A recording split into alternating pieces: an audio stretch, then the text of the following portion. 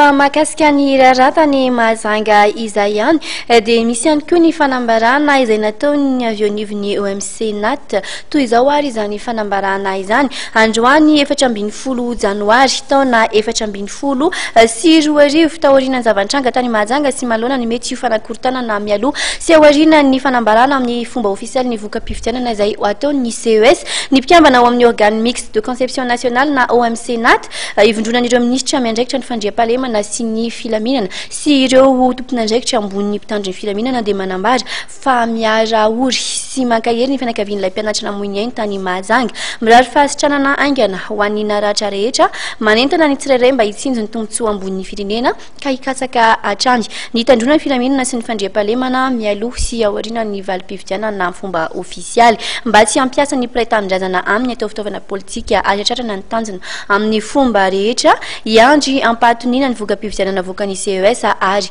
anaiky izay fanapahan-kevitra raisin'io androm-panjakana izay ekeny ny mpanao politika malagasy sy fianakaviam-be iraisam-pirenena io mankahery ny mpitandro ny filaminana amin'ny fitazonan'izy ireo ny fanomezatoky nataony ny 17 ny volana aprily taona 2024 sy 2025 dia ny tsy fiandaniana politika fampanajana ny tsy mpifehezana ary ny fanatanterahan'izy ireo ny adidy masina ankinina aminy dia ny fitandrona ny fandriam-pahalemana sy ny filaminana fampiarana ny lalàna mba iarovana ny androm-panjakana ny ain'ny vahoaka sy ny fananany ary farany miantso ny olom-pirenena rehetra ifanometanana hitandrona ny fandriam-pahalemana sy ny filaminana mba hanavotana ny Madagasikara malalatsika amin'ny famaranana izao krizy mianjady amintsika izao toy izay fanambarana avy amin'ny OMC NAT izay ivadika vaovao hafa isika tontolo ny fitaterana anabakabaka isany nisedra fahasarotana maro ny orinasa Air Madagasikara tamin'ny taondasa iny manatena fivoarana eo amin'ny tizotra ity kosa ary amin'ny taona 2020 sy 2020 ity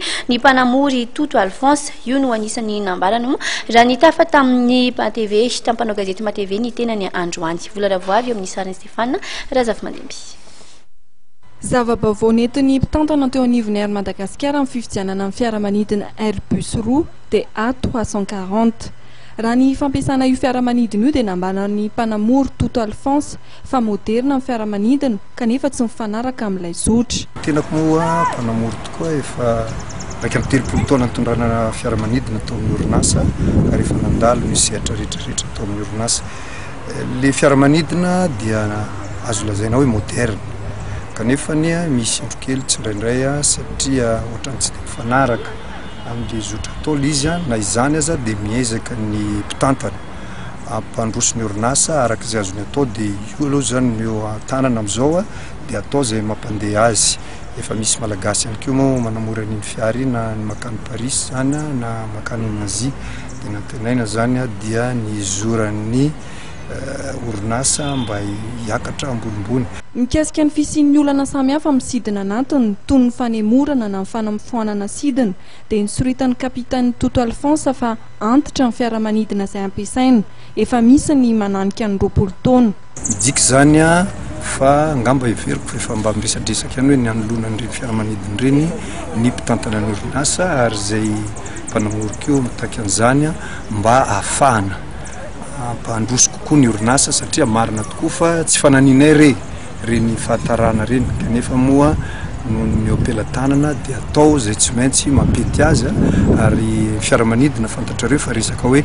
sécurité ny tena zavatra goavana dia goavana amin'io anatin'izany sécurité zany be dia be na izay mpanamory keo dia voafana tsara amin'izany hatraiza ny azonay hitondrana ny fiaramanidina fa le izy misy ny atao koa hoe tolérance amporiaka rehefa tsy mety aminay dia azonay atao no mandany izy fa ny teknisianina amin'ny Air Madagasikara kosa dia miezaka mampandrindra manao izay azony atao ampandeha le fiaramanidina. Manatena nisy ny fivoarana amin'ny zotra anatiny sy ivelany kapitaina Toto Alphonse ary nambarany fa efa misy ny tetikasa izay volavolain'ny mpitantana amin'izao fotoana izao ka ny tanjona iraisana dia ny ahatonga ny zotra mpiaramanidina Air Madagasikara ho zotra matanjaka eto anivon'ny ranomasimbe indianina.